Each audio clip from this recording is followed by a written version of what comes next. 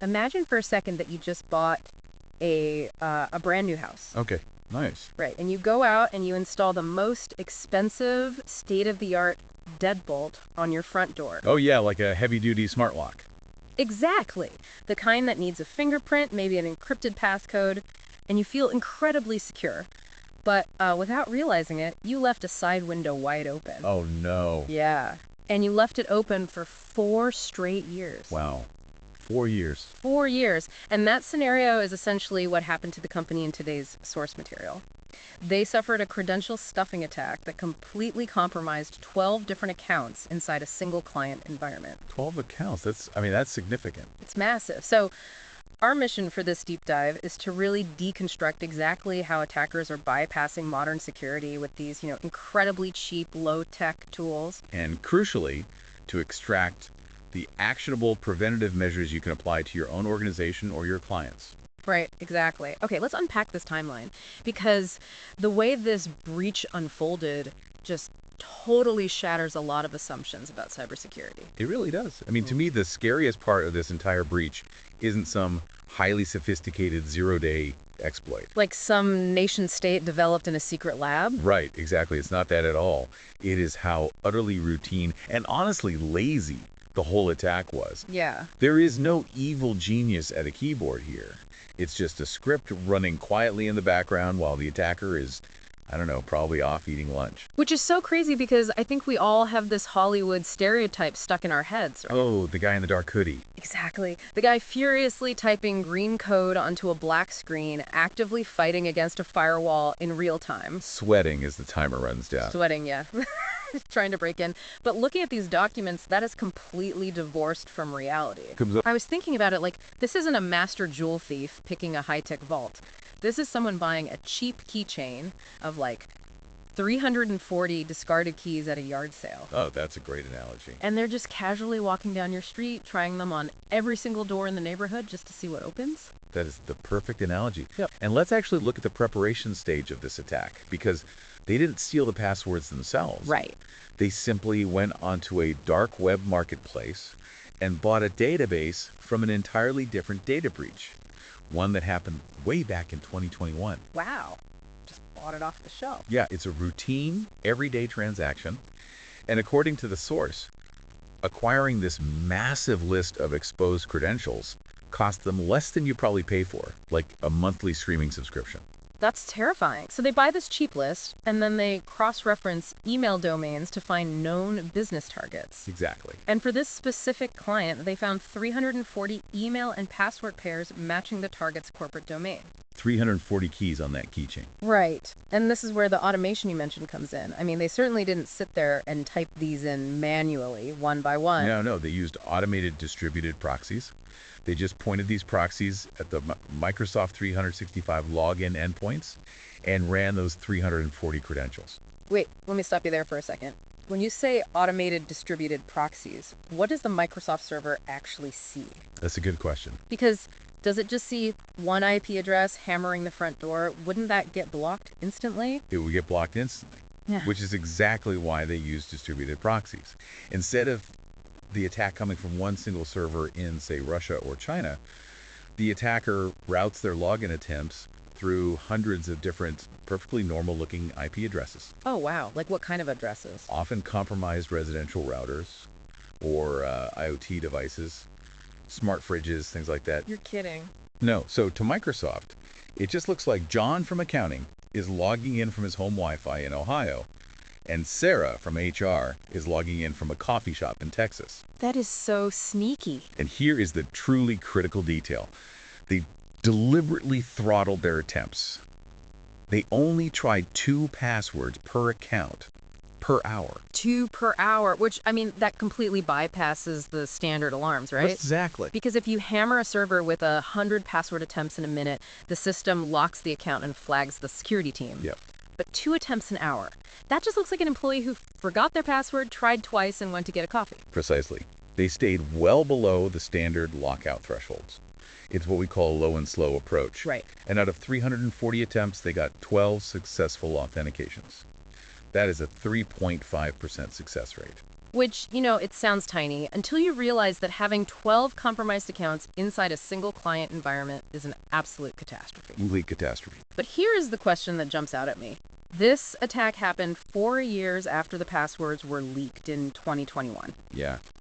Why on earth would those passwords still work 4 years later? Haven't people changed them? Well, you're touching on a fundamental flaw in human psychology there. Yeah.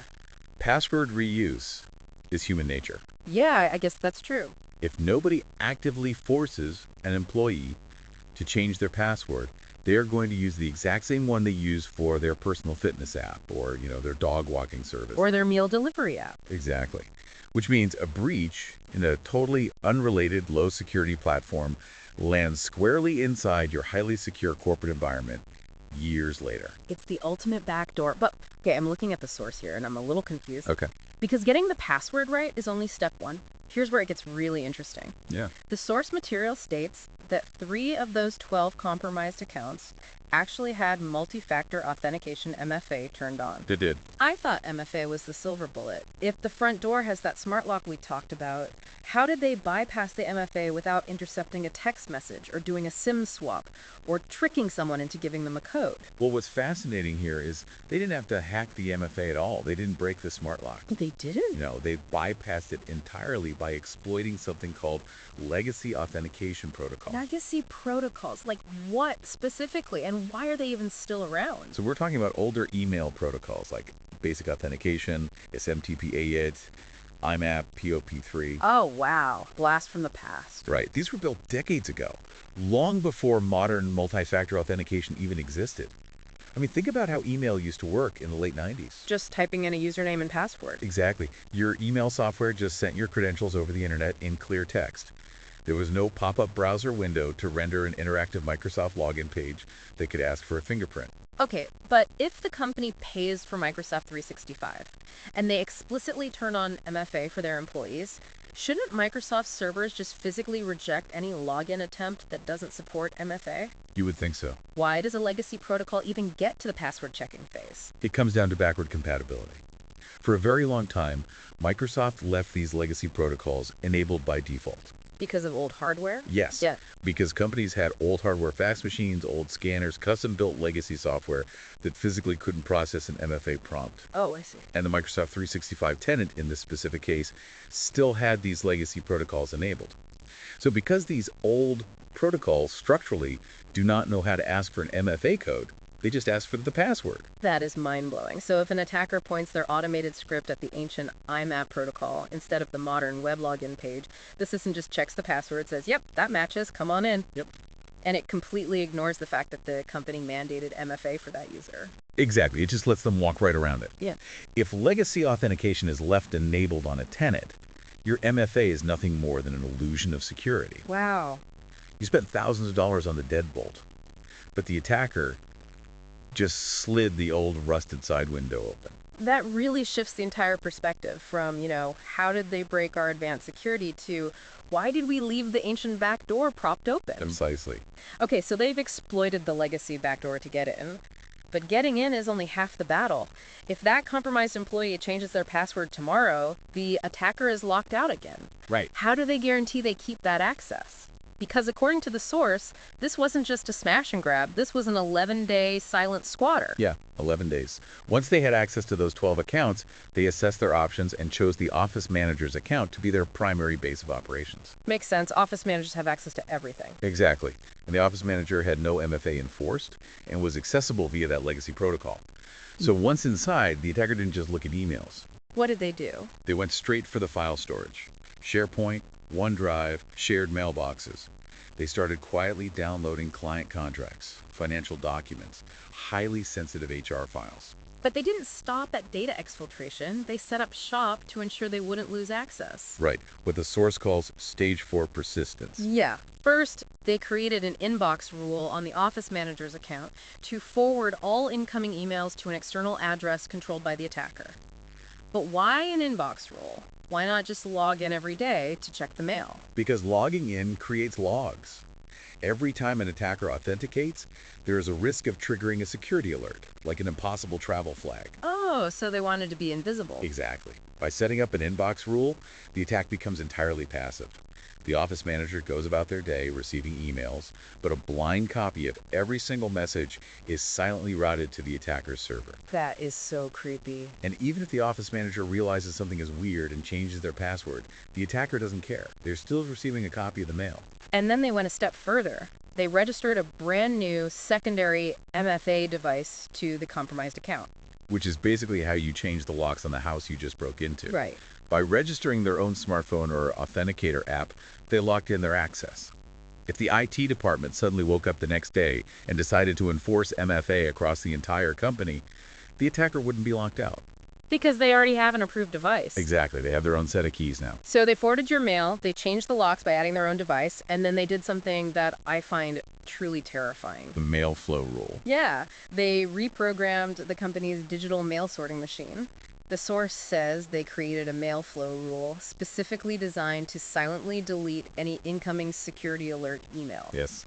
If Microsoft's automated systems detected the new device and sent a warning email saying, alert, a new MFA device has been registered, that mail flow rule would instantly catch it. And just trash it. The sorting machine quietly shreds the alert before the office manager's inbox even knows it exists. It is total invisibility. Wow. They sat there in the dark for 11 days monitoring email conversations, specifically waiting for invoice and payment discussions. So they could intercept a communication and redirect a massive payment to their own offshore bank account. Exactly. 11 days of total access to the entire company's inner workings. So what finally tripped them up? I mean, how were they caught before the money actually moved? Well, it came down to a single alert. And a human being actually paying attention to a dashboard. A SOC analyst, a security operations center analyst, was reviewing logs and noticed an impossible travel flag at 3:00 a.m. Let's break that down for a second. How does the impossible travel alert actually work, technically? The system looks at the geography and the physics of the logins. If the office manager logs into their email from their phone in New York at 2:30 a.m., and then another login attempt for that exact same account happens from an IP address in Eastern Europe at 3:00 a.m., the system flags it. Because it's physically impossible for the user to have traveled across the Atlantic Ocean in 30 minutes. Correct. The geography was totally inconsistent with the employee's normal pattern. Right. And because that specific SOC analyst actually investigated that single 3:00 a.m. alert, rather than just dismissing it as a glitch, they pulled the thread that unraveled the entire operation. Wow. They dug into the logs, found the hidden inbox forwarding rule, found the rogue MFA device, and eventually saw the full, horrifying scope of the downloaded HR and financial files. But if that one alert had been ignored, the attacker would have stayed indefinitely. Indefinitely. Man, having seen the absolute devastation that such a simple routine attack can cause, we really need to pivot to the solutions. Absolutely. Because we can't just send out a company memo saying, please stop reusing your dog's name for your password and just hope the problem goes away. We need a structural, technical safety net. Yes, we do. And the source material lays out an arsenal of 7 specific defenses for the real world. Let's dig into the mechanics of these, starting with fixing the front door. Right, so the absolute #1 priority is disabling legacy authentication globally. You cannot rely on per-user settings, just hoping you catch everyone. You have to go into your conditional access policies and block basic authentication across all legacy protocols at the tenant level. Wait, before we go further, when you say conditional access at the tenant level, what does that actually mean for a business owner who isn't an IT engineer? Are we just talking about a global toggle switch for the whole company? Essentially, yes. The tenant is your entire corporate Microsoft 365 environment. And conditional access is like a highly intelligent bouncer at the door of your company. Okay, I like that. He doesn't just look at your ID, the password. He looks at how you are dressed, what protocol you were using to talk to him, and what country you were standing in. If you mandate it at the tenant level, you are telling that bouncer, if anyone tries to get in here using an ancient protocol like IMAP, I don't care if they have the right password, reject them instantly. But let me play devil's advocate here. If we just flip a global switch and block all legacy protocols, won't that break older tech in the office? Oh, it definitely might. What about that massive 10-year-old scanner in the corner of the office that emails PDFs to people? If we turn this off, nobody can scan documents anymore, right? That is the exact friction that prevents companies from doing this. You are absolutely right. It might break that old scanner. But the solution isn't to leave the window open for hackers. Right. The solution is to update the scanner's firmware so it supports modern authentication, or use specific, highly restricted app passwords that can only be used by that one device for that one specific function, and lock it down to your office's IP address. Yeah, right. You do not compromise the entire company's email security for a printer. That makes perfect sense. Okay, so the legacy windows are bricked up. The second part of fixing the front door is enforcing universal MFA. And the source is very explicit here. No exceptions. None. You cannot have shared mailboxes, like info@company.com, without MFA. You cannot have service accounts without MFA. And what about the CEO? You absolutely cannot make exceptions for senior leaders or executives who complain that pulling out their phone to approve a login is annoying. Because attackers naturally target the path of least resistance. If the CEO forces the IT department to turn off their MFA because it's inconvenient, that CEO just became the single weakest link in the entire chain. Exactly. They are the only door the attacker needs to try. Well, okay. Which brings us to the internal monitoring defenses, because as we saw in the case study, attackers can still find ways in. Right. You need to leverage that conditional access bouncer to block logins from untrusted locations. How does that work? Well, for most small and medium businesses, their users log in from a very predictable handful of locations, usually their home state or maybe a few specific countries if they travel for work. Right. If a login comes from an unusual country at 3:0 a.m., the system should either block it outright or immediately trigger a step-up authentication challenge requiring a new MFA code. And we also need to monitor for those new device registrations we talked about. Yes. The source notes that you have to set up hard alerts whenever a new MFA device is registered on an account. But that raises an interesting operational issue. How do you tell the difference between a hacker adding a rogue device and, say, Susan in marketing just upgrading to the new iPhone over the weekend? This raises an important question, right? And this is where the human element of IT comes in. The source makes a brilliant point here. If you get an alert that Susan registered a new device, it takes a 30-second phone call to verify. You just call her up. You just call her and ask, "Hey, Susan, did you just get a new iPhone?" She says yes, and you close the ticket. But an attacker registering a device that you don't catch because you didn't have alerts turned on, that results in an 11-day breach. Yeah, that's a huge difference. Furthermore, having impossible travel detection turned on is entirely useless if no one's looking at the dashboard. An alert that nobody reads is not a defense. It is just a historical log of your own failure. Wow, that's a brutal way to put it, but it's true.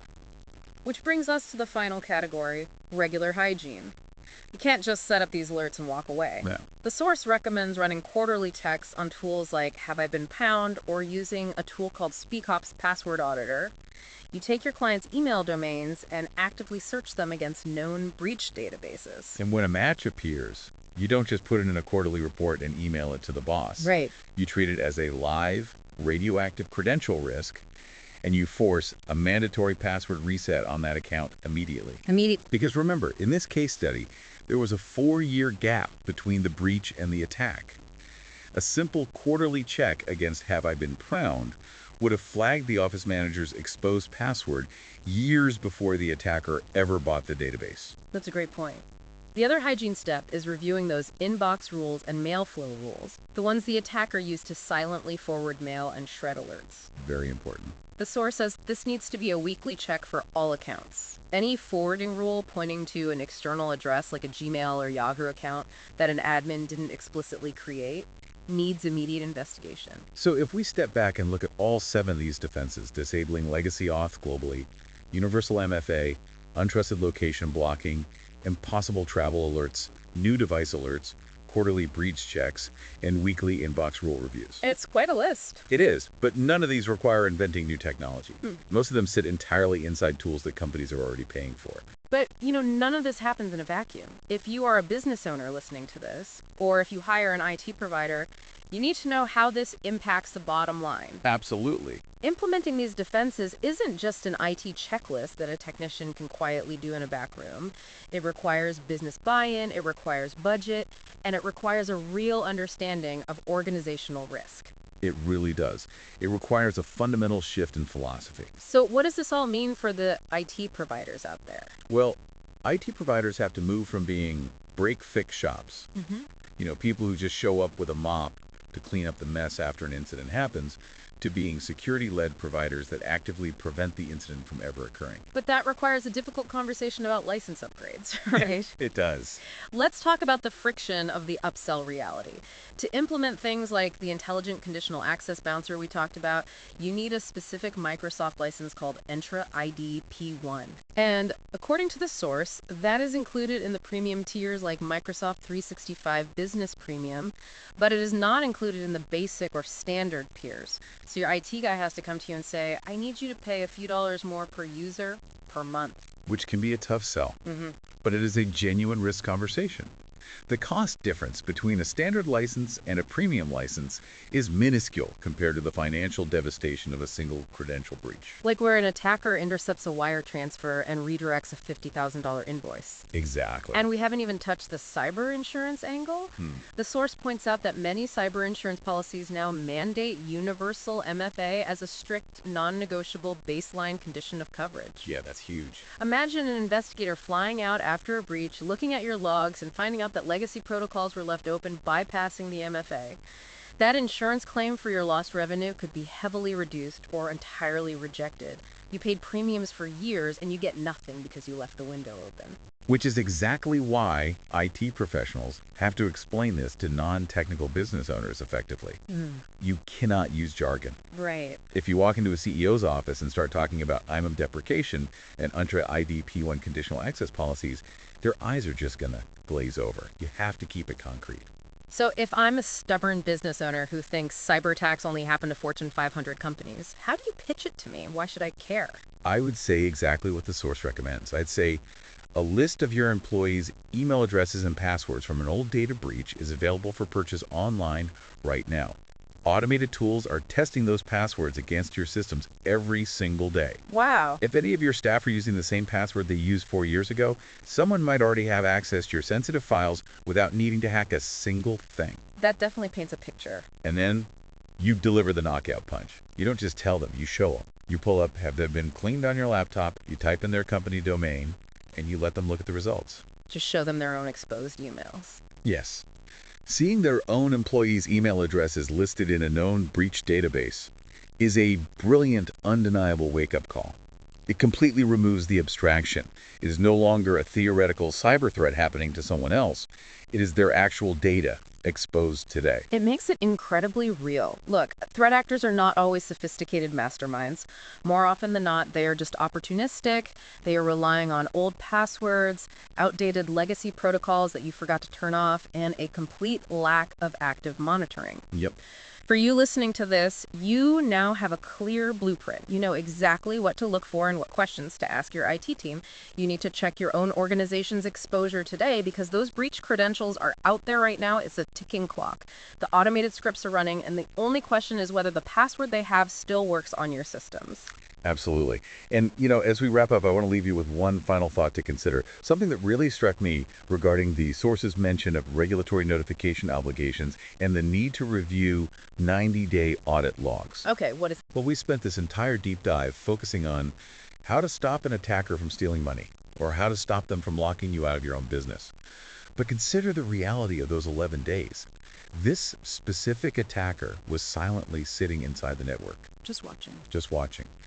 If an attacker downloads your sensitive HR files, client contracts, and monitors your private internal communications, but they are caught before they ever steal a single dollar, how do you legally and ethically quantify that damage? Oh, wow. The money is safe, but the trust is gone. Are you prepared for the agonizing, embarrassing process of reviewing 90 days of audit logs just so you can explain an invisible 11-day breach to your clients and your employees?